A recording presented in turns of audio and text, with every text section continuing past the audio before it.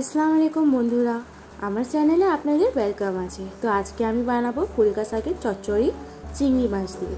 চলো কিভাবে বানাতে হবে রেসিপিটা একবার দেখে নিই। এখানে আমি নিয়েছি কুলকা শাক, আলু, বেগুন, এখানে পেঁয়াজ, আদা রসুন বাটা, লঙ্কা গুঁড়ো, নুন হলুদ আর এখানে চিংড়ি মাছ। প্রথমে আমরা কড়াইতে তেল গরম করে পেঁয়াজগুলো ঢেলে দেবো।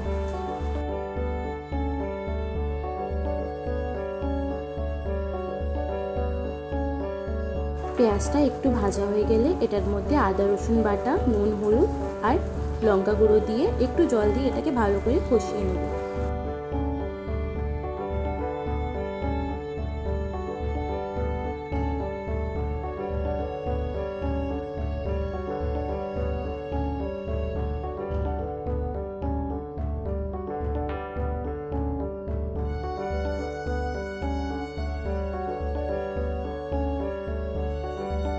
মশলাটা কষানো হয়ে গেছে, এবার সব সবজিগুলো ঢেলে এটাকে ভালো করে মিক্স করে এটাকে কিছুক্ষণ সেদ্ধ হতে দেব।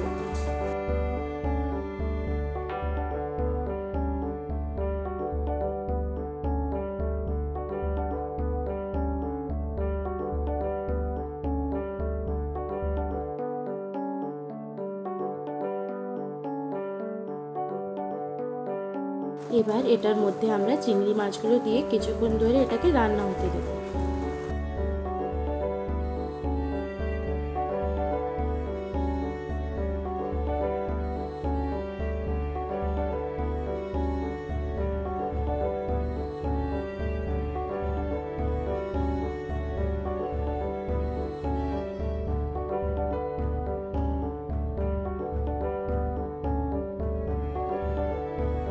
কুলকা শাকের চচ্চড়িটা প্রায় কমপ্লিট হয়ে গেছে। আপনারা এরকম বাড়িতে বানিয়ে দেখবেন আর আমাকে কমেন্ট করে জানাবেন যে কেমন হয়েছে।